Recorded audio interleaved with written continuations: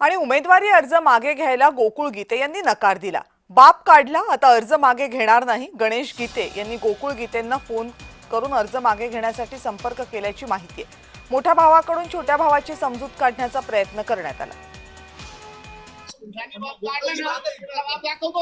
Request केली गीतेंचं काय म्हणणं आहे?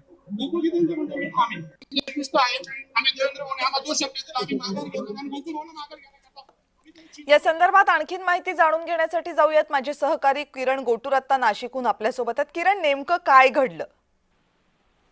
कविता, सुरुवातीपासूनच नाशिक विधान परिषदची जी निवडणूक आहे ती रंगतदार होताना आपल्याला बघायला मिळतोय। सुरुवातीला या जागेवरून भाजप आणि शिवसेनेमध्ये संघर्ष झाला। अखेर जागा वाटपामध्ये ही जागा शिवसेनेकडे गेली आणि त्यानंतर भाजपचे गणेश गीते यांनी उमेदवारी अर्ज दाखल केला आणि त्यानंतर राष्ट्रवादीकडून सुद्धा काही अर्ज दाखल करण्यात आलेले होते आणि गणेश गीते यांचे बंधू गोकुळ गीते यांनी सुद्धा अर्ज दाखल केलेला होता। पण आज राष्ट्रवादीकडनं ज्यांनी उमेदवारी अर्ज दाखल केली होती त्यांनी माघार घेतलेला आहे। त्याच पद्धतीने भाजपचे गणेश गीते यांनी सुद्धा आपली उमेदवारी अर्ज जे आहे ते मागे घेतल्याचं बघायला मिळालं। पण गोकुळ गीते यांनी मात्र अद्याप आपली उमेदवारी अर्ज हे मागे घेतले नाही। ते निवडणूक लढण्यावरती ठाम होते।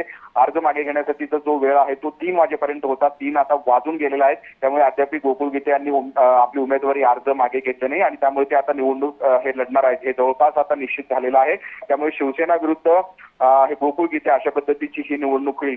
हे गोकुळ गीते पहिल्यापासूनच मी भाजपमध्ये नाहीये आणि त्यामुळे भाजपच्या नेत्यांचं जे समजूत काढण्याचा प्रयत्न आहे ते मी समजू शकतो, पण मी निवडणूक लढणारच अशा पद्धतीची भूमिका जी आहे ती गोकुळ गीते यांनी घेतलेली होती आणि ते आता निवडणुकीच्या रिंगणामध्ये आहेत। अगदी लास्ट मोमेंटला नाशिकच्या जिल्हाधिकारी कार्यालयामध्ये जे हाय व्होल्टेज ड्रामा आपल्याला बघायला मिळालं। गणेश गीते आणि त्यांची सहकाऱ्यांनी गोकुळ गीते यांना कॉल केला आणि त्यानंतर गिरीश एकूणच महाजन असतील, मुख्यमंत्री असतील, या दोघांनीही आपल्याला उमेदवारी अर्ज मागे घेण्यासाठी सांगितलं आहे आणि त्यामुळे तुम्ही आपली उमेदवारी अर्ज मागे घ्या अशा पद्धतीचं सांगितलं। पण तरी सुद्धा गोकुळ गीते हे लढण्यावरती ठाम होते।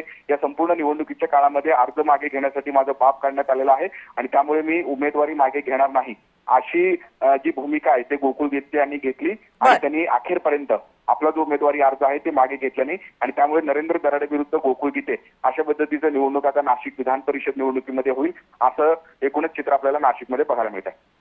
धन्यवाद तुम्ही दिलेल्या सगळ्या सविस्तर माहितीबद्दल किरण।